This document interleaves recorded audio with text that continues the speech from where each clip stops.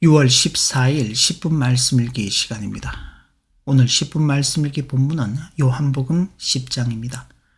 요한복음 10장은 예수님께서 자신을 선한 목자와 양의 문으로 비유하시며 하나님과 자신의 관계 그리고 자신과 백성의 관계에 대한 핵심적인 가르침을 전하는 장입니다. 이 비유를 통해 예수님은 자신의 정체성과 구원사역의 본질을 분명히 드러내십니다. 본장은 크게 두 부분으로 나눌 수 있는데 전반부는 선한 목자의 비유와 그에 대한 설명, 후반부는 수전절 논쟁을 통해 자신의 신성을 더욱 명확히 밝히시는 내용으로 구성됩니다. 1절부터 21절까지는 양의 문과 선한 목자에 대한 말씀입니다. 예수님은 먼저 자신을 양의 문이라고 선언하십니다. 이는 구원으로 들어가는 유일한 통로가 바로 예수님 자신임을 의미합니다. 문을 통하지 않고 다른 데로 넘어가는 자는 절도요 강도이며 오직 예수님을 통해서만 참된 생명과 풍성한 꼴을 얻을 수 있다고 가르치십니다. 이는 당시 유대 종교 지도자들의 그릇된 가르침과 대조를 이루며 구원의 유일한 길이 예수 그리스도임을 강조하는 것입니다. 예수님을 통하지 않고는 하나님 나라에 들어갈 수 없습니다. 예수님 안에서 참된 안식과 영적인 양식을 누립니다. 예수님은 나는 선한 목자라 선한 목자는 양들을 위하여 목숨을 버리거니와 라고 하시며 자신을 선한 목자라고 밝히십니다. 선한 목자는 사꾼과 근본적으로 다릅니다. 선한 목자는 양들을 위해 목숨을 버립니다. 선한 목자는 자기 양의 이름을 각각 알고 양도 그의 음성을 압니다. 선한 목자는 양을 사랑하고 끝까지 책임집니다. 반면에 사꾼은 이리가 오면 양을 버리고 도망갑니다. 사꾼은 양을 돌보지 않고 자기 안위만 생각합니다. 사꾼은 양이 자기 양이 아니므로 주인의식이 없습니다. 이 비유는 단순히 양을 돌보는 이미지를 넘어 인류의 죄를 대속하기 위해 자신의 생명을 기꺼이 내어주시는 예수님의 십자가 희생을 예고하는 중요한 대목입니다. 목자가 양을 알듯 예수님은 자신의 백성 한 사람 한 사람을 인격적으로 아시고 친밀한 관계를 맺으시며 영원한 생명으로 인도하십니다. 22절부터 42절까지는 수전절 논쟁과 예수님의 신성 선포에 대한 말씀입니다.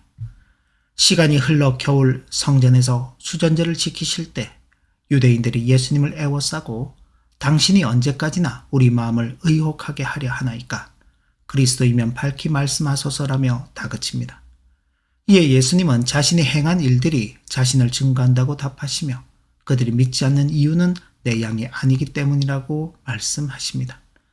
그리고 다시 한번 자신의 양들은 자신의 음성을 듣고 따르며 자신은 그들에게 영생을 주고 아무도 그들을 아버지의 손에서 빼앗을 수 없다고 선언하십니다. 그런데 이 논쟁에서 예수님은 나와 아버지는 하나이니라 라고 하시며 자신의 신성에 대한 가장 강력하고 분명한 선언을 하십니다. 이 말씀은 유대인들에게 신성 모독으로 들렸고 그들은 돌을 들어 예수님을 치려합니다. 예수님은 구약 성경을 인용하시며 자신을 변호하시고 아버지가 아들을 거룩하게 하여 세상에 보내신 것을 믿으라고 말씀하십니다. 결국 이 일로 유대인들 사이에서는 다시 분쟁이 일어나며 일부는 예수님이 귀신 들렸다고 비난하고 다른 이들은 그의 가르침과 표적에 놀라워합니다. 요한복음 10장의 선한 목자 비유는 하나님의 주권적 구원 계획과 그리스도의 사역 그리고 성도의 견고한 구원을 명확하게 보여줍니다. 첫 번째로는 하나님의 주권적 선택과 예정입니다. 목자와 양의 관계는 하나님의 주권적 선택에 기초합니다. 양이 목자를 선택하는 것이 아니라 목자가 자기 양을 소유하고 압니다. 나는 내 양을 알고 양도 나를 아는 것이 너희가 내 양이 아니므로 믿지 아니하는도다.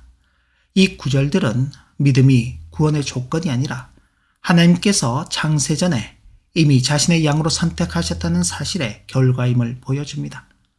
즉 어떤 사람이 예수님을 믿는 이유는 그가 본질적으로 예수님의 양이기 때문입니다.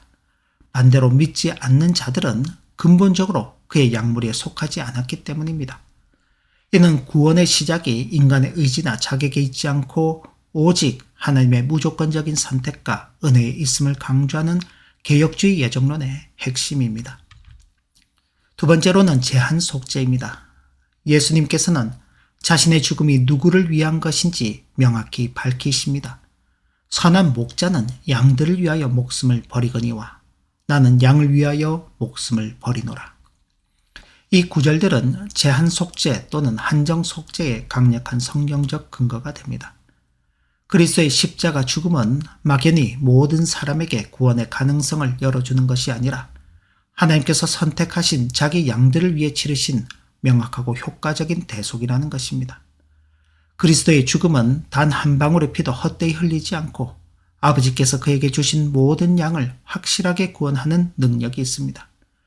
이 우리에 들지 아니한 다른 양들 역시 목자가 반드시 인도하여야 할 대상으로 이들 또한 속죄의 효력이 미치는 하나님의 택한 백성입니다. 세 번째로는 불가항력적 은혜입니다. 선한 목자의 음성에 대한 양들의 반응은 구원에 있어 성령의 효과적인 부르심, 즉 불가항력적 은혜를 보여줍니다. 내 양은 내 음성을 들으며 그들은 나를 따르느니라. 양들이 그의 음성을 아는 고로 따라오되 타인의 음성은 알지 못하는 고로 타인을 따르지 아니하고 도리어 도망하느니라.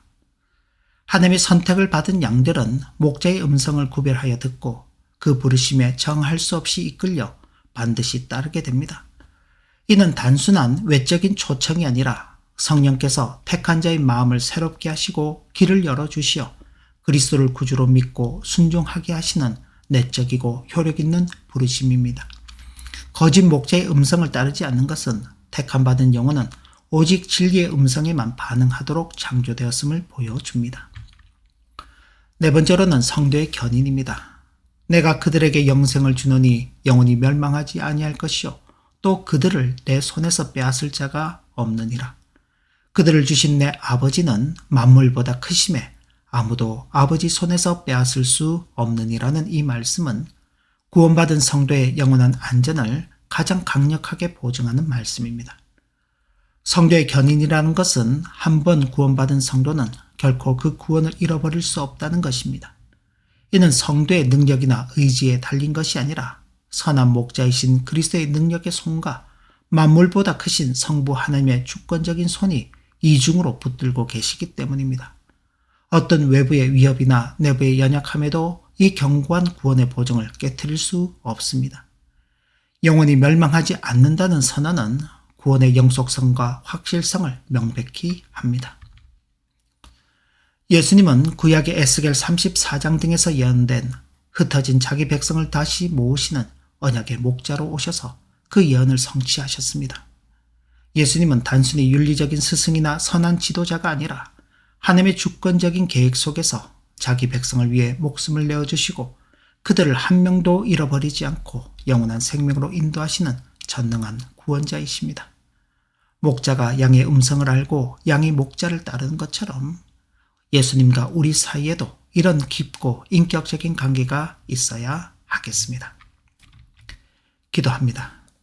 하나님 아버지, 오늘도 주신 교훈의 말씀을 마음에 새기며 주님의 음성을 아는 주님의 양들로서 주님만을 따르며 주님께서 주시는 그 생명의 꼴을 먹고 사는 그 일에 감사하며 만족하며 사는 우리의 일생그름 되도록 인도하여 주옵소서. 예수님의 이름으로 기도 올리옵나이다. 아멘. 네, 한 주간도 수고 많으셨습니다. 휴식과 회복의 은혜가 있는 좋은 주말로 보내시길 바라며 주일 준비도 잘하시는 복된 하루가 되시기를 진심으로 기원합니다.